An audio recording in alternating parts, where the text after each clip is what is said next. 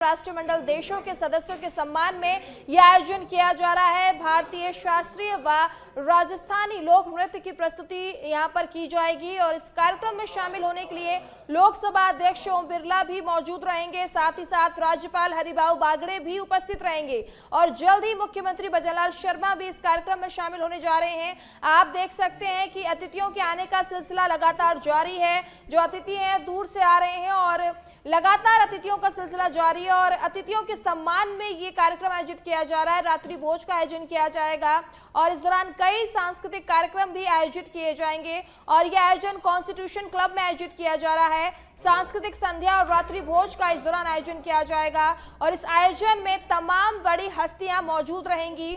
आपको बता दें कि सीएम भजनलाल शर्मा भी इस कार्यक्रम में जल्द मौजूद होंगे और इस खबर पर ज्यादा जानकारी के लिए लाल सिंह जी जुड़ चुके हैं। लाल सिंह, क्या क्या यहाँ पर तैयारियां की गई हैं सांस्कृतिक कार्यक्रम के लिए?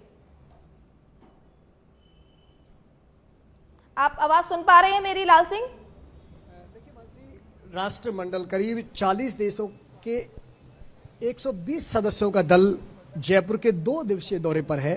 समापन के बाद स्पीकर देवनानी ने जयपुर में आने के लिए उनको न्योता दिया। उन्होंने शहर स्वीकार किया और एक हिस्सा भी होता है क्योंकि देश का भ्रमण करना है और राजस्थान को अगर पर्यटन के लिहाज से देखें और खासकर जयपुर को देखें तो अपार संभावनाओं को समेटे हुए है।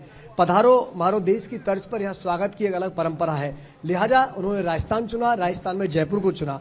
आज जब वो पहुंचे तो उनका बहुत भव्य स्वागत एयरपोर्ट पर किया गया और इसके साथ ही राजस्थानी परंपरा में यहाँ भी जो कार्यक्रम होने वाला है, बहुत से पहले राजस्थानी सांस्कृतिक कार्यक्रम होगा जिसमें राजस्थानी कल्चर और सभ्यता से ओतप्रोत डांस यहाँ दिखाई जाएंगे, नृत्य यहाँ दिखाई जाएंगे। जब वो आए तो जिस तरह उनका जो स्वागत किया गया हमारी भारतीय परंपरा के अनुसार, तो सभी जो लोग थे वो भाव विभोर हो गए। और अभी भी अगर मैं जरा मेरी सहयोगी तस्वीर अंदर की दिखाएं तो किस तरह ये 2 तस्वीर जो सीधे आप देख रहे हैं अंदर, ये प्रतीक है कैसे हम तिलक लगाकर उनका रोली तिलक लगाकर स्वागत करते हैं, एक साफा पहनाकर हम उनका स्वागत करते हैं, दुपट्टा पहनाकर स्वागत करते हैं और इसके बाद भारतीय परंपरा में सभी हमारे विदेशी मेहमानों का स्वागत किया जा रहा है। जैसा कि मैंने कहा था मानसी, करीब 120 सदस्य 40 देशों से आए हैं। ये सभी वो सदस्य जो वो अपना वहाँ प्रतिनिधित्व करते हैं, अपने संसदीय परंपराओं को देखते हैं।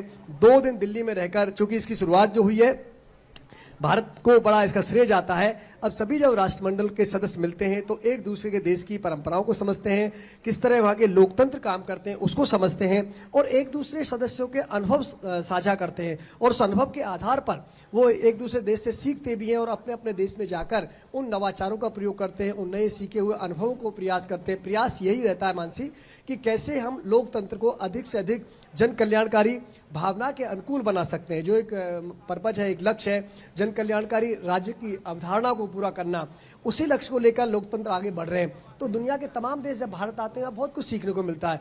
संसदीय परंपरा को अलग बात कर दीजिए, संसदीय परंपरा को देखा, लेकिन आप यहाँ की जब खान पान देखते हैं, आप यहाँ के स्वागत की परंपरा देखते हैं तो आप बिना अभिभूत हुए रह नहीं सकते। आप देखिए आज जब आमेर गए तो आमेर में जो उन्होंने स्थापत्य कला को देखा, आमेर में जो उनका स्वागत किया गया और उस बनावट को देखा, तो सभी अपने आप में उस कलाकृति को देखकर, उस आमेर महल को देखकर बिना आश्चर्य के रह नहीं पाए, क्योंकि वहाँ की जो कलाकृति है, वहाँ की जो बनावट है, वो वाकई सुंदरता के साथ साथ स्थापत्य कला का बेजोड़ नमूना है, जो दुनिया के देशों के तमाम शिल्पकारों के लिए भी एक शोध का विषय है। और जब उनका स्वागत उस धरा पर किया गया, उस महल में किया गया, तो बेजोड़ नमूने के साथ साथ ही पधारो मारो देश की परंपरा का जब सुंदर मिश्रण देखने को मिला, तो करीब 120 सदस्य जो 40 देशों से आए हैं, तो संसदीय परंपरा के साथ साथ जब उन्होंने यहाँ के स्वागत की परंपरा को देखा तो अपने आप को अभिभूत होने से नहीं रुक पाए। अंदर भी जो भोज की व्यवस्था किया उसमें भी मिलेट्स का ध्यान रखा गया है, राजस्थानी भोज का ध्यान रखा गया है। इसके साथ ही राजस्थानी संस्कृति सरोवर, कई नृत्य संगीत का ध्यान रखा गया ताकि राजस्थानी कला को जाने, संस्कृति को जाने और यहाँ से जब जाएं तो उन यादों को समेट कर जाएं और जब अपने देश में जाएं तो बताएं कि राजस्थान की धरा में जो पधारो मारो देश की परंपरा है वो किस तरह साकार होती है। मानसी जी बिल्कुल, आपने ठीक कहा कि अगर बात की जाए राजस्थान की और मेहमान नवाजी की तो सबसे पहले राजस्थान का नाम ही आगे आता है और उसमें सबसे पहले बात की जाती है जयपुर में, और वो कहीं ना कहीं साफ साफ देखने को मिल रहा है। अगर बात की जाए लाल सिंह, तो अभी तक कोई भी कार्यक्रम में कोई मंत्री क्या पहुंच चुके हैं या कितनी देर में पहुंचेंगे, ऐसी कुछ अपडेट है आपके पास क्या?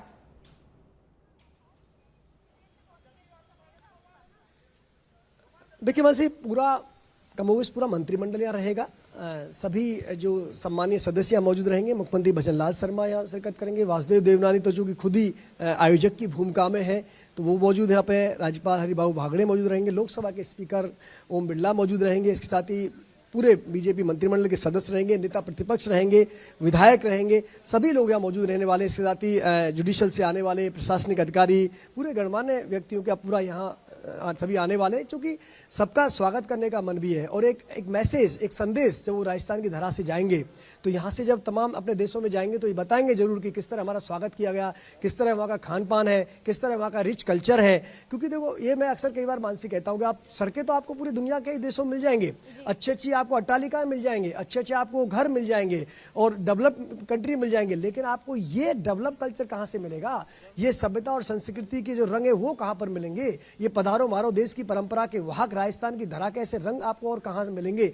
तो हमारा स्वागत का जो परंपरा का अलग एक अनोखा अंदाज है दुनिया में, और ये जाना जाता है। पहचान भारत की इसलिए है, भारत की पहचान डेवलप के साथ साथ इसलिए कि भारत उस सभ्यता और संस्कृति का वाहक है जो हजारों वर्ष से चली आ रही है, और इसका मूल मंत्र है मानव जाति का कल्याण, जिसका मूल मंत्र है आने वाले मेहमानों का स्वागत करना, जिनका मूल मंत्र है आओ सभी को गले लगाने की परंपरा जो वर्षों से चली आ रही है। तो उसका जब साक्षात अनुभव करेंगे तो निश्चित रूप से पाएंगे कि हाँ, भारत के बारे में जो सुना है, भारत को लेकर जो कहा जाता है, भारत के स्वागत की परंपरा का जो जिक्र होता है, भारत के व्यंजनों का जो जिक्र होता है, भारत की स्थापत्य कला का जो जिक्र होता है, भारत के महलों की जो चर्चा होती है, गुलाबी नगरी की जो चर्चा होती है, तो वाकई वो है। और उसका जब जिक्र बाहर जाकर करेंगे तो भारत की संसदीय परंपराओं के साथ साथ लोक मान्यताओं की भी वहाँ जिक्र होगा, आपकी विरासत का भी वहाँ जिक्र होगा, स्थापत्य कला का भी वहाँ जिक्र होगा, आपके स्वागत सत्कार का भी जिक्र होगा। यही खूबी है जो हमें अलग कहते हैं। तभी तुम कहते हैं कि सारे जहां से अच्छा हिंदुस्तान हमारा। बिल्कुल जी जी।